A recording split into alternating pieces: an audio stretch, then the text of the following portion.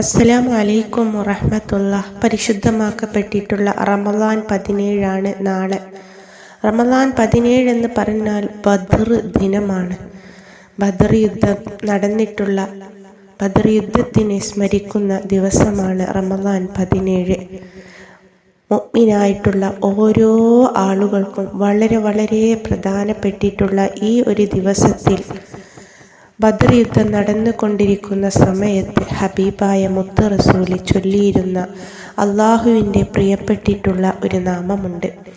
ഈ ഒരു നാമത്തിന് നമ്മൾ ഓരോരുത്തരും ഇന്നത്തെ രാവിലും നാളത്തെ പകലിലുമായിട്ട് ചൊല്ലുകയാണെങ്കിൽ, എന്ത് നീയത്ത് ചെയ്തുകൊണ്ടാണോ നമ്മൾ ഈ ഒരു അള്ളാഹുവിൻ്റെ നാമത്തിനെ ചൊല്ലിയിട്ടുള്ളത്, ആ ഒരു നീയത്ത് റബ്ബ് നമുക്ക് ഹാസിലാക്കി തരും എന്ന് ഹദീസുകളിൽ നമുക്ക് കാണാവുന്നതാണ്.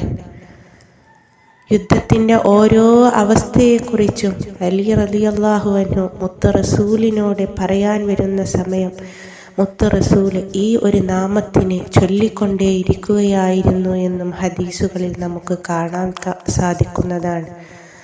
നമ്മുടെ ജീവിതത്തിലും നമുക്കും ഓരോ ആഗ്രഹങ്ങളുണ്ട്.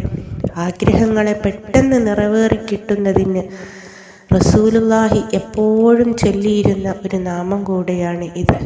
ഏതാണ് ആ ഒരു നാമം? യാ ഹയ്യു യാ ഖയ്യൂം, യാ ഹയ്യു യാ ഖയ്യൂം, യാ ഹയ്യു യാ ഖയ്യൂം. ഈ ഒറ്റ ഒരു നാമത്തിന് കൃത്യമായൊരു എണ്ണം വെച്ചുകൊണ്ട് നമ്മൾ ഇന്നത്തെ രാവിലോ നാളത്തെ പകലിലുമായിട്ട് ചൊല്ലി അള്ളാഹുവിനോട് ദുആ ചെയ്യുക. നമ്മുടെ ജീവിതത്തിലും നമുക്ക് നടന്നു കിട്ടാൻ ഒരുപാട് ആഗ്രഹങ്ങളുണ്ടാവും, ഹലാലായത്. ആ ആഗ്രഹങ്ങളെ മനസ്സിൽ മുൻനിർത്തിക്കൊണ്ട് നിയ്യത്ത് ചെയ്തുകൊണ്ട് ഈ ഒരു നാമത്തിന് ബദർ ദിനത്തിൽ നമ്മളും ചൊല്ലിക്കൊണ്ട് നമ്മുടെ ആഗ്രഹവും അള്ളാഹുവിൻ്റെ അടുക്കലിൽ നിന്നും നേടിയെടുക്കുവാൻ പരമാവധി ശ്രമിക്കുക. അള്ളാഹു തആല കാരുണ്യവാനും കരുണാനിധിയുമായ റബ്ബാണ്.